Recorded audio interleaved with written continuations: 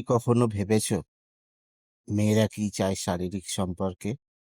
কিভাবে জানা যায় তাদের গোপন ইচ্ছেগুলো? মেয়েরা কি চায় রাতের অন্ধকারে কিংবা প্রেমের গভীরে? এই ৫টি প্রশ্নের উত্তর জানলে তুমি শুধু প্রেমিক নও, হয়ে উঠবে একজন পারফেক্ট পার্টনার।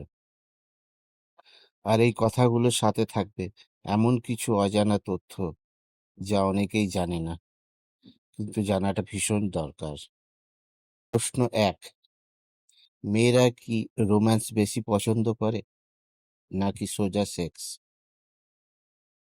উত্তর: বেশিরভাগ মেয়েই আগে চায় ইমোশনাল কানেকশন, গভীর আলাপ, হালকা হাসি আর চোখের জল রাখা।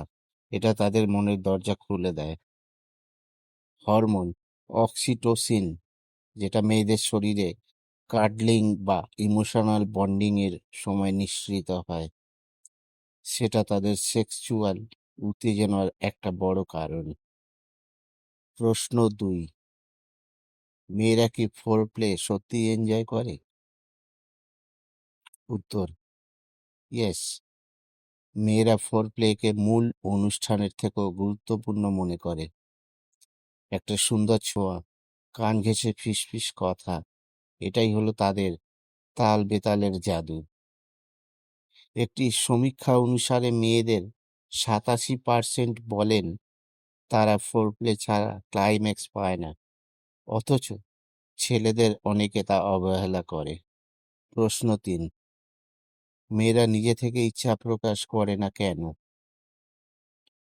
উত্তর: মেয়েরা চায় তুমি বোঝো, জিজ্ঞাসা করো না। তাদের চোখ, চুলে আঙুল চালানো বা হালকা দীর্ঘ নিঃশ্বাস, এগুলোই হলো সিগন্যাল। ভারতীয় সংস্কৃতিতে মেয়েদের শারীরিক চাহিদা নিয়ে মুখ খোলা এখনো ট্যাবু, তাই তারা অনেক সময় সাপ্রেস করে নিজের অনুভব। প্রশ্ন ৪, মেয়েরা কি শরীর না মন, কোনটা দিয়ে প্রেম করে? উত্তর: তারা প্রথমে দেখে কে কেমন কথা বলে। কেউ যদি ওদের শোনে, বোঝে বা ভালোবাসে, তবে শরীর তাদের কাছে আরো বেশি অর্থবহ হয়ে ওঠে। মেয়েদের মস্তিষ্কে লিম্বিক সিস্টেম বেশি সক্রিয়, মানে তারা ইমোশনাল বন্ডিং ছাড়া শারীরিক আকর্ষণ টিকিয়ে রাখতে পারে না দীর্ঘদিন।